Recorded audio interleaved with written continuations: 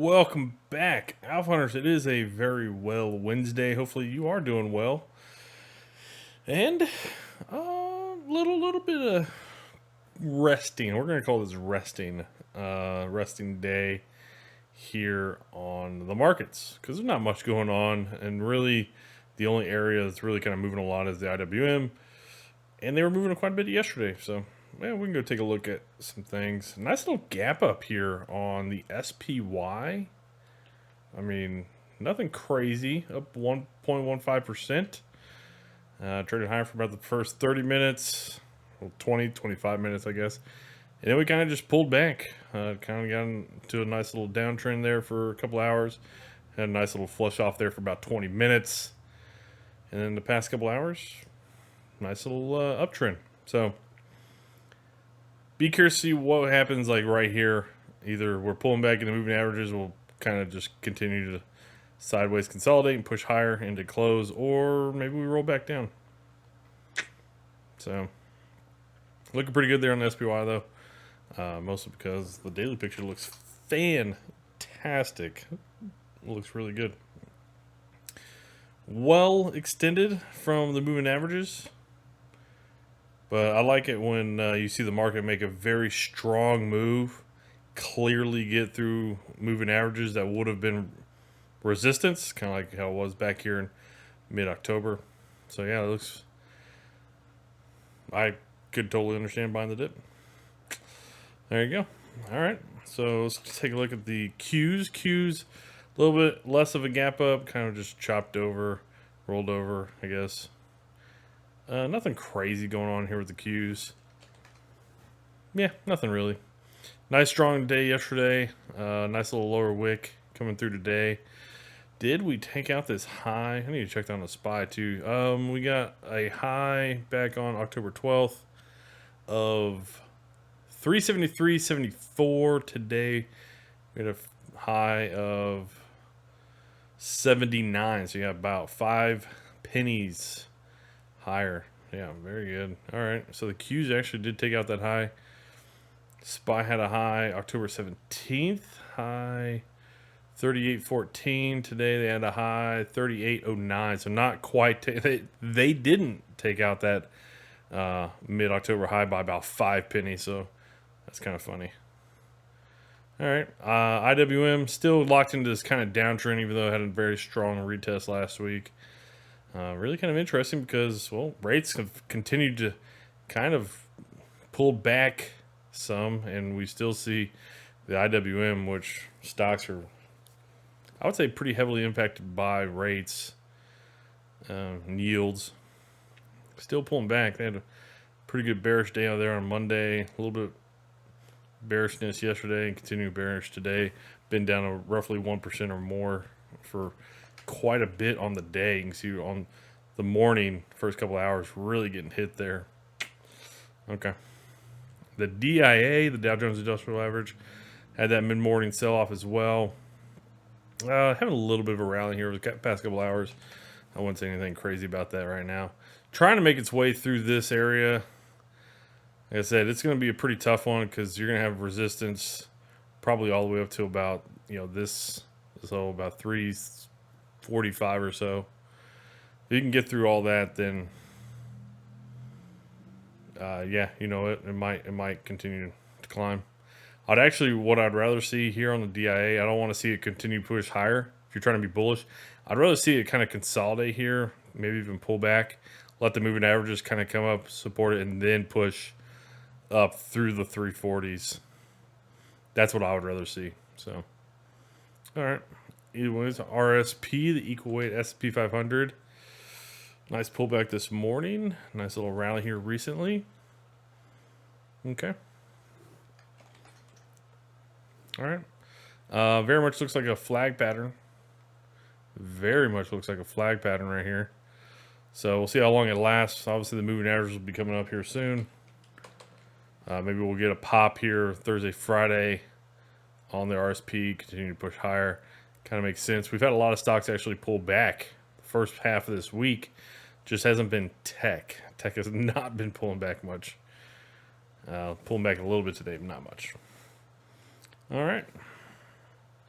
Take a look at that VIX. VIX still dropping. Not crazy. Nothing crazy. Just still dropping slightly. Dollar was higher earlier on. Checking into those moving averages. Basically, ever since the market opened, or even a little bit before, dollar's been getting crushed. So there you go. Got crushed this morning for a couple hours. All right. Sitting right onto that 50 EMA, though. It's a pretty important spot. Got a lot of resistance here.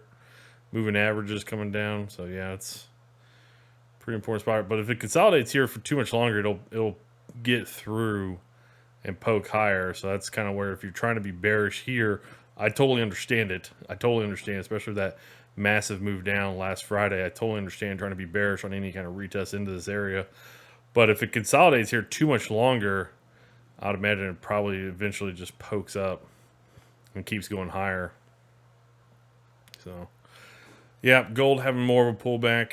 Kind of saw that one coming. It was kind of losing some strength last week, especially when gold was pulling back pretty good there on Friday. It wasn't like GLD and gold was up as much as what it probably should have been normally, but it ripped it very, very strongly there through October.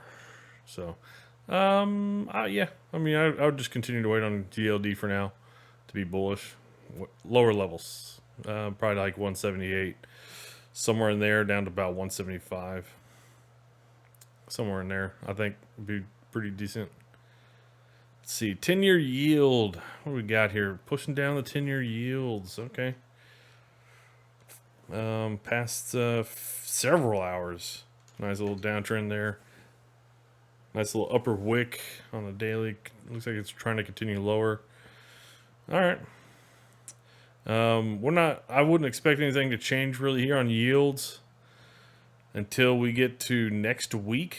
I don't think the Michigan Consumer Sentiment Survey that we'll get Friday morning, I believe Friday morning. I don't think that'll impact it really at all or all that much. But next week we'll get CPI the morning of November 14th, and that could change things. Like if inflation comes in a little higher than expected, yeah, we might see yields start climbing again. We'll see what happens. But yeah, I don't expect yields to probably change their current trajectory as of now. Mostly simply for the fact of there's not really any major catalyst to kind of change it. So, but really on the weekly, all it's really done is kind of pulled back some. I don't really think I think we'll probably still go higher on yields. Makes sense that we probably come down and retest into this 2.3 level, 4.3 to 4.2 type of zone, this high that we had last year. And yeah, probably get some a bounce off of that level. So we'll see. 10 and 2 inversion continuing to come down, mostly because the US 2 year is not doing anything. That thing is just hanging out, not doing a whole lot. Doesn't exactly look bearish. Throwing a nice little upper wick today, so maybe it is. Maybe we'll roll down. But for the most part, it's not really doing anything. I mean, it's super flat on the day. So the only thing that's about the only reason why the 10-2 inversion is moving down as much as it is, because 10 years down, 2 years not doing anything. HYG high yield corporate bonds look like it's mostly just consolidating after a massive move at the end of last week. LQD continuing to move higher. TLT also continuing to move higher. Okay. Looking pretty good. Looking pretty good. And I got a few things that we can take a look at. One of the things that I would be watching very closely is some indicators.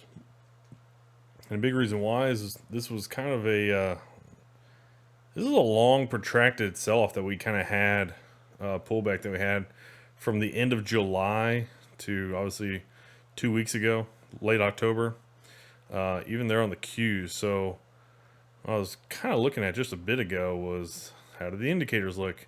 So we know we just looked right. The SPY has taken out that high from mid-October. The Qs have the SPY has not taken out that high. The Qs have taken out that high, right? So we'll see how some of that looks here.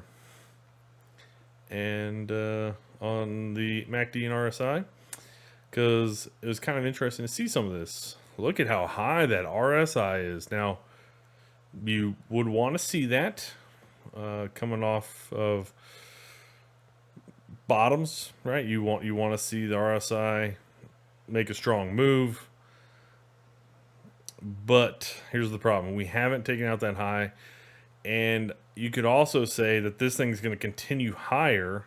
This RSI indicator is going to continue higher and probably make a high over this July kind of high period. You can see really from that late July period. Well, we are higher than those times, but I would like to see the RSI actually take out this high from like July 19th, right? So kind of like that price level. But so if we continue higher just a little bit here over the next week or so, a couple days, I would imagine the RSI probably does kind of peg out and flat top. And then at that point in time, you probably will have a divergence show up between this high and then whatever price level we probably get to.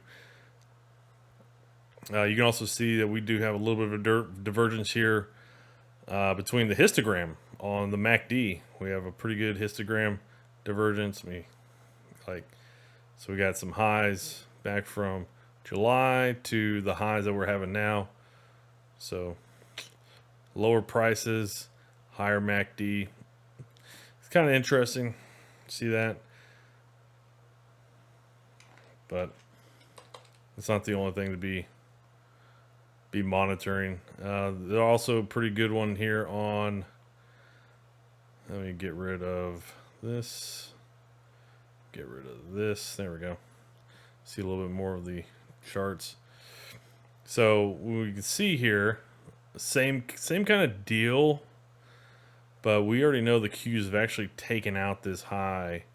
So we have higher highs on the stochastics and MACD, and we have higher highs on prices. Okay, so we'd have to go back a little bit further, and this is where this one's very interesting because the stochastics have a higher high on our stochastics number compared to that July price. So we have lower prices, but we have higher move on the stochastics. We also do have that here on the histogram as well on the MACD, but we don't really. MACD was coming down from a pretty long an elevated, I guess, trend that it had back then. So not quite. Anyways, just some things to kind of keep monitoring is about the only thing I'd say, because that would be what would scare me more than anything else, is just for how fast some of these indicators really kind of pegged out into this oversold area.